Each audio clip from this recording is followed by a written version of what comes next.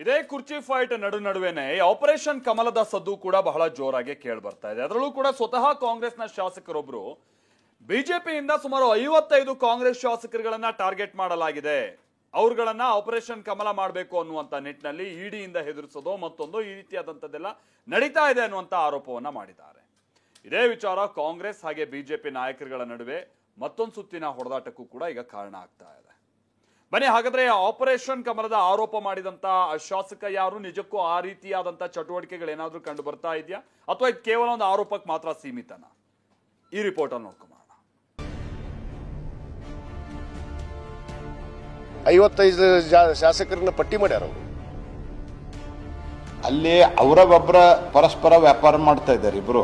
ಇದವರೆಲ್ಲ operation ಮಾಡಿ ದಳದಲ್ಲಿ ಕಾಂಗ್ರೆಸ್ ಅಲ್ಲಿ BJP ಇದ್ದವರೆಲ್ಲ ಕರ್ಕೊಂಡು ಹೋಗಿದ್ದವ್ರೆ. ಬಿಜೆಪಿ ಏಜೆಂಟರನ್ನ ಕಳಿಸಿ ಅವ್ರಿಗೆ ಹೆದರಿಕೆ ಹಾಕ್ಯಾರ. 85 ಜನ ಶಾಸಕ ಸಿಗ್ತಾರ. ಹುಣಸಿಕಪ್ಪ ಅವ್ರ ಶಾಸಕರು. ಇಡಿ ದಾಳಿ ಮಾಡಿಸ್ತೀವಿ, ಸಿಬಿಐ ದಾಳಿ ಮಾಡಿಸ್ತೀವಿ. ಕಾಂಗ್ರೆಸ್ನಲ್ಲಿ ಸಿಎಂ ಕುರ್ಚಿ ಬಡಿದಾಟ ಒಳಗೊಳಗೆ ಹೊಗೆ ಹಾಡ್ತಿದೆ. ಶಾಸಕರು ಸಚಿವರ ಅಸಮಾಧಾನವೂ ನಿಲ್ತಿಲ್ಲ. ಇದೇ ಹೊತ್ತಿನಲ್ಲೇ ಶಾಸಕ ವಿಜಯಾನಂದ ಕಾಶಪ್ಪನವರ್ ಸ್ಫೋಟಕ ಹೇಳಿಕೆ ಕೊಟ್ಟಿರೋದು ಆಪರೇಷನ್ ಕಮಲ ಸದ್ದು ಮಾಡ್ತಿದೆ.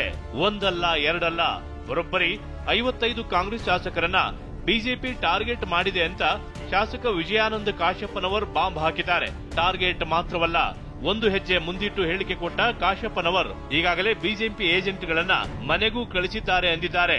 ಈ ಎಲ್ಲರಿಗೂ ಹೆದರಿಕೆ. 55 ಶಾಸಕರನ್ನ ಪಟ್ಟಿ ಮಾಡ್ಯಾರ ಅವರು. ಬಿಜೆಪಿಯವರು ಆಲ್ರೆಡಿ 55 ಜನ ಶಾಸಕರು ಪಟ್ಟಿ ಮಾಡಿದ್ದಾರೆ. ಅವ್ರಿಗೆ ಸಿಬಿಐ ಹೆದರಿಕೆ ಹಾಕೋದು, ಅವ್ರ ಮನೆಗೂ ಕಳಿಸ್ಯಾರ. ಈಗಾಗಲೇ ಏಜೆಂಟ್ಗಳನ್ನ, ಬಿಜೆಪಿ ಏಜೆಂಟರನ್ನ ಕಳಿಸಿ ಅವ್ರಿಗೆ ಹೆದರಿಕೆ ಹಾಕ್ಯಾರ. ನೀವು ನಮ್ಮ ಪಕ್ಷಕ್ಕೆ ಬರಲಿಲ್ಲ ಅಂತಂದ್ರೆ ನಾವು ನಿಮ್ಮನ್ನ ಇಡಿ ದಾಳಿ ಮಾಡಿಸ್ತೀವಿ, ಸಿಬಿಐ ದಾಳಿ ಮಾಡಿಸ್ತೀವಿ, ನಿಮ್ಮ ಅಕ್ರಮ ಆಸ್ತಿ ಇದಾವು ಅವು ಅದಾವು ಅಂತ ಹೆದರ್ಸ್ತಾ ಇದ್ದಾರೆ. ಅಲ್ಲ, ಅದಕ್ಕೆ ನಾ ಬಗ್ಗೋದಿಲ್ಲ, ಜಗ್ಗೋದಿಲ್ಲ. ನನ್ನ ಹತ್ರ ಏನ್ ಇದ್ರಲ್ಲ ಹುಡುಕಾಕ. 55 ಶಾಸಕರ ಲಿಸ್ಟ್ ಅಂತಿರೋದು ಡೈವರ್ಟ್ ಮಾಡೋಕೆ ಹೇಳ್ತಿರೋದು ಅಂತ ಕೇಂದ್ರ ಸಚಿವ ಪ್ರಹ್ಲಾದ್ ಜೋಶಿ ತಿರುಗೇಟು ಕೊಟ್ಟಿದ್ದಾರೆ. ಯಾಕ ಅವ್ರು ಏನಾರ ಮಾಡ್ಯಾರಂತಾನೆ ಇಡಿ ಲಿಸ್ಟ್ನಾಗ ಅವ್ರು ಬರ್ಬೇಕಂದ್ರ ಮತ್ತೆ ಇಡಿ ಒಳಗೆ ಯಾರು ಬರ್ತಾರಂದ್ರೆ ಯಾರು ಏನಾರ ಗದ್ಲ ಮಾಡಿರ್ತಾರಲ್ಲ, ಲಪಡ ಮಾಡಿರ್ತಾರಲ್ಲ ಅವ್ರು ಬರ್ತಾರ. ಉಳಿದವ್ರು ಯಾರು ಬರಲ್ಲ. ಹಿಂಗಾಗಿ ಅವರು ಯಾರೇನು ತಲೆ ಕೆಡಿಸ್ಕೊಳ್ಳೋಂಥ ಅಗತ್ಯತೆ ಇಲ್ಲ. ಯಾರು ಸರಿ ಇರ್ತಾರ ಅವ್ರಿಗೆ ಯಾವುದೂ ತೊಂದರೆ ಆಗಿಲ್ಲ. ಹಾಗಾಗಿ ಎರಡನೇದ್ದು 55 ಮಂದಿ ಅಂತ ಹೇಳೋದು ಇದು ಡೈವರ್ಟ್ ಮಾಡೋ ತಂತ್ರ ಇದೆ. ಶಾಸಕರನ್ನ ಖರೀದಿ ಮಾಡೋಕೆ ಏನು ಹುಣಸೆ ಬೀಜಾನ ಅಂತ ಸಚಿವ ಎಂಬಿ ಪಾಟೀಲ್ ಹೇಳಿದ್ರೆ, ಕಾಂಗ್ರೆಸ್ ಬಿಟ್ಟು ಬಿಜೆಪಿಗೆ ಯಾವ ನಾಯಕರು ಹೋಗಲ್ಲ ಅಂತ ಸಚಿವ ಕೆಎಚ್ ಮುನಿಯಪ್ಪ ಹೇಳಿದ್ರು. ಶಾಸಕರೇನು ನಮ್ಮ ಕಡೆ ಅಂತಲ್ಲ, ಹುಣಸೆ ಬೀಜ, ಹುಣಸಿಕಪ್ಪತ್ತಿ ಏನಂತೀವಿ ನಾವು, ನಮ್ಮಲ್ಲಿ ಭಾಷೆದ ಹುಣಸಿಕಪ್ಪತ್ತಿ. ಎಷ್ಟಿದೆ? 130, ಈಗ 140 ಆಗ್ತೀವಿ. ಏನ ಹೆಂಗೆ ನೋಡಿದ್ರೆ ಹೆಚ್ಚಿಗೆ ಆಗ್ತೀವಿ. ಒಂದ್ 2-3 ಗೊತ್ತಿದೆ ನಿಮ್ಗೆಲ್ಲ. 140 ಜನ ಶಾಸಕರ 2/3 ಎಷ್ಟು ರೀ? 85 ಜನ ಶಾಸಕ ಸಿಗ್ತಾರ. ಹುಣಸಿಕಪ್ಪ ಅವ್ರ ಶಾಸಕರು. ನಮ್ಮ ಹುಣಸಿ ಬೀಜ ನಿಮ್ಮ ಕಡೆ ಇದ್ದಾರೆ. ಕಾಂಗ್ರೆಸ್ ಅಲ್ಲಿ ಯಾರು ಕೂಡ ಬಿಟ್ಟು ಹೋಗುವುದಿಲ್ಲ. ಇಡಿ ದಾಳಿಯವರು ಅವರು ನಿರಂತರವಾಗಿ ಮಾಡ್ತಾ ಇದ್ದಾರೆ. ಅದರ ಬಗ್ಗೆ ನಾನು ಅವರು ಎನ್ಕ್ವೈರಿ ಮಾಡೋದು ಅವ್ರ ಕರ್ತವ್ಯ. ಮಾಡುವಾಗ ಎಲ್ರದ್ದು ಮಾಡ್ಲಿ ಅಂತಿಲ್ಲ.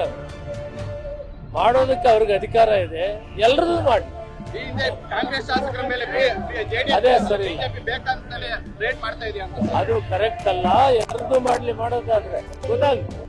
ಇನ್ನು ಈ ಆರೋಪಕ್ಕೆ ಬಿಜೆಪಿ ನಾಯಕರು ತಿರುಗೇಟು ಕೊಟ್ಟಿದ್ದಾರೆ. ಡೈವರ್ಟ್ ಮಾಡಲು ಹೇಳಿಸುತ್ತಿದ್ದಾರೆ ಅಂತ ಕೇಂದ್ರ ಸಚಿವ ಪ್ರಹ್ಲಾದ್ ಜೋಶಿ ಹೇಳಿದ್ದಾರೆ. ಒಬ್ಬರಿಗೊಬ್ಬರು ಕಾದಾಡ್ತಾ ಇದ್ದಾರ. ಆ ಕಾರಣಕ್ಕಾಗಿ ಅಟೆನ್ಷನ್ ಡೈವರ್ಟ್ ಮಾಡಲಿಕ್ಕೆ ಈ ರೀತಿ 55 ಇರ್ತದೆ ಅಂತ ಯಾರೋ ಅವ್ರ ಕಡೆ ಸ್ಟೇಟ್ಮೆಂಟ್ ಕೊಡಿಸ್ತಾರೆ. ಇದಕ್ಕೇನು ಅರ್ಥ ಇಲ್ಲ. ತಮ್ಮ ಬಡಿದಾಟವನ್ನ ಡೈವರ್ಟ್ ಮಾಡಲು ಈ ರೀತಿಯ ಹೇಳಿಕೆ ಕೊಡಿಸುತ್ತಿದ್ದಾರೆ ಎಂದ ಜೋಶಿ, ಸಿಎಂ ಡಿಸಿಎಂ ಮಧ್ಯೆ ವ್ಯಾಪಾರ ನಡೀತಿದೆ ಅಂತ ಕುಟುಕಿದ್ದಾರೆ. ಇದಕ್ಕೆ ತಿರುಗೇಟು ಕೊಟ್ಟಿರುವ ರಾಮಲಿಂಗಾರೆಡ್ಡಿ ಅಭಿವೃದ್ಧಿ ಬಗ್ಗೆ ಮಾತಾಡಿ ಅಂತ ಹುಡುಗಿದ್ದಾರೆ. ಅಲ್ಲಿ ಅವರೊಬ್ಬರ ಪರಸ್ಪರ ವ್ಯಾಪಾರ ಮಾಡ್ತಾ ಇದ್ದಾರೆ ಇಬ್ರು. ಡಿ ಕೆ ಶಿವಕುಮಾರ್ ಅವರು ಮತ್ತು ಮುಖ್ಯಮಂತ್ರಿಗಳು ಅವರ ವ್ಯಾಪಾರ ಮಾಡಲಿಕ್ಕೆ ಶುರು ಮಾಡ್ಯಾರ. ತಮ್ಮಲ್ಲಿರುವಂಥ ಮನಿ ಪವರ್ ಅನ್ನ ಉಪಯೋಗ ಮಾಡ್ತಾ ಇದ್ದಾರೆ. ನಾನು ಪ್ರಹ್ಲಾದ್ ಜೋಶಿ ಅವ್ರು ನೋಡ್ತೀನಿ, ರಾಜ್ಯದ ಅಭಿವೃದ್ಧಿ ಬಗ್ಗೆ ಮಾತಾಡೋದೇ ಇಲ್ಲ ಅವರು, ಅಥವಾ ದೇಶದ ಅಭಿವೃದ್ಧಿ ಬಗ್ಗೆ ಯಾವತ್ತೂ ಮಾತಾಡಲ್ಲ. ಬರೀ ನೆಗೆಟಿವ್ ಮಾತಾಡೋದೆ ಕಾಂಗ್ರೆಸ್ ಮೇಲೆ. ಅವರಿಗೆ ನೆಗೆಟಿವ್ ಮಾತಾಡಲಿಲ್ಲ ಅಂದ್ರೆ ನಿದ್ರೆನೇ ಬರಲ್ಲ. ಇನ್ನು ಕಾಂಗ್ರೆಸ್ ಮನೆಯಲ್ಲಿನ ಬೆಳವಣಿಗೆ ಬಗ್ಗೆ ಬಿಜೆಪಿಗೆ ಅಸ್ತ್ರ ಸಿಕ್ಕಂತಾಗಿದೆ. ಆಂತರಿಕ ಕಚ್ಚಾಟದಿಂದ ಸರ್ಕಾರ ಬಿದ್ದು ಹೋಗುತ್ತೆ ಅಂತ ಬಿಜೆಪಿ ಶಾಸಕ ಸುರೇಶ್ ಗೌಡ ಹೇಳಿದ್ದಾರೆ. ಮೂಲ ವಲಸಿಗ ಕಾಂಗ್ರೆಸ್ ಮಧ್ಯೆ ಯುದ್ಧ ಪ್ರಾರಂಭ ಆಗಿದೆ ಅಂದಿದ್ದಾರೆ. 2023 ಅವರು ಹೋರಾಟ ಮಾಡಿದ್ದು ನೋಡಿದ್ರೆ ಡಿ.ಕೆ. ಶಿವಕುಮಾರ್ ಅವರು ಬಿಜೆಪಿ ವಿರುದ್ಧ ನಾವು ಕನಸು ಮನಸ್ಸರು ಅನ್ಕೊಂಡ್ಲ. ಇರೋರೆಲ್ಲ ಆಪರೇಷನ್ ಮಾಡಿ ದಳದಲ್ಲಿ ಕಾಂಗ್ರೆಸ್ ಅಲ್ಲಿ ಬಿಜೆಪಿ ಇದ್ದವ್ರನ್ನೆಲ್ಲ ಕರ್ಕೊಂಡು ಹೋಗಿದ್ದವ್ರೆ. ಸಿದ್ದರಾಮಯ್ಯನವ್ರು ಯಾರನ್ನೇನು ಕರ್ಕೊಂಡು ಹೋಗ್ಲಿಲ್ಲ. ಇರೋ ಬರೋರ್ನ ಕರ್ಕೊಂಡೋಗಿ 138 ಸೀಟ್ ಬರೋದಕ್ಕೆ ಮೈನ್ ಕಾರಣ ಡಿ.ಕೆ. ಶಿವಕುಮಾರ್. ನನಗನ್ಸುತ್ತೆ ಮೂಲ ಕಾಂಗ್ರೆಸ್ನವರು ವಲಸೆ ಕಾಂಗ್ರೆಸ್ಸಿಗರ ನಡುವೆ ಯುದ್ಧ ಪ್ರಾರಂಭ ಆಗಿದೆ. ಈ ಯುದ್ಧ ಎಲ್ಲಿ ನಿಲ್ಲುತ್ತೋ ಗೊತ್ತಿಲ್ಲ.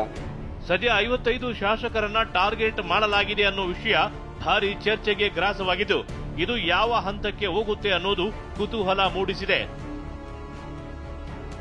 Bureau report, TV9